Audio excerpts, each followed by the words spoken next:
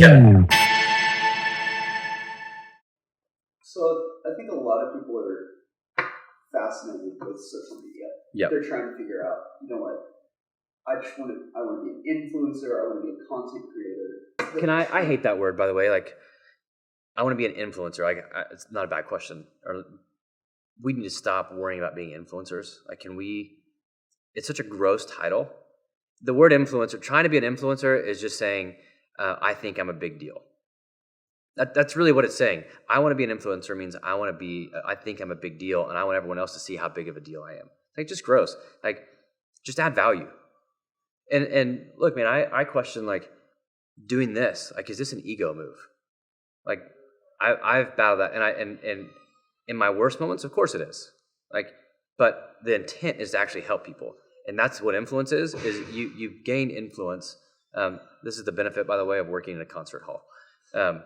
Like, you gain influence by adding value. You gain influence by caring about people, not by lifting up yourself. So, what was your question? How do you use social media to your advantage? Yeah, so here's what I love about social media, and like, it completely levels the playing field. Like, you don't need, there's no status for social media. Like, it doesn't decide who gets access. You don't have to be the elite. You don't have to. That's I guess the good and bad, actually, right? Is that everyone has a voice. Social media gives everyone a voice, which is the good and the bad thing. But for me, it's like, when I started Fieldhouse, this idea of trying to help student athletes use social media on purpose and build their brands on purpose. Like, I didn't know anybody in college sports. I was a sports fan with a Twitter account, and the way I built it was serving people, trying to share content and ideas that I thought were helpful to people, that I thought would challenge people's perspective to make them think.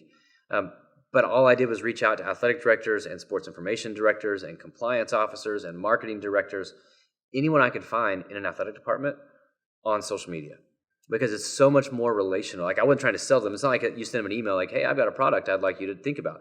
I would just reply. Like, if they posted a picture of their family, like, oh, that looks awesome.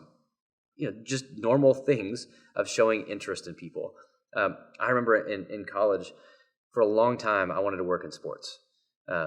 And so I probably emailed, Mark Cuban had just bought the Mavericks, and he was like the cool new owner, right? Because I remember the Mavericks in their lockers, in their locker room, they had, everyone got their own PlayStation and like sound system and all this stuff. I'm like, that's incredible. Like, I want to work for that guy. And so I probably emailed Mark Cuban who knows how many times, wanting to work for him, wanting to work for the Mavericks, and zero responses. Zero. Like, 50 to 100 emails, I don't know, zero responses. Now Mark Cuban follows me on Twitter. I don't know why. Like, I don't mean that from an ego thing. I don't know why he follows me. But he does, and we can DM back and forth. I can send him a tweet back and forth. It has eliminated the gatekeeper. And because when you interact with someone on social media, it feels natural. It feels like, now there are ways to do it's wrong. Like, if you follow someone, or someone follows you and you immediately send them a spammy DM, or you reply to them like, hey, thanks for the follow, check out my book and my product and my what, that's gross. Like, the beauty of social media is that it can show your intent, and you can build a relationship. And whatever your industry is, and for me it was Twitter, but it could be LinkedIn, it could be Instagram, it could be any number of platforms. Wherever your audience is, social media gives you access to the people that you need access to.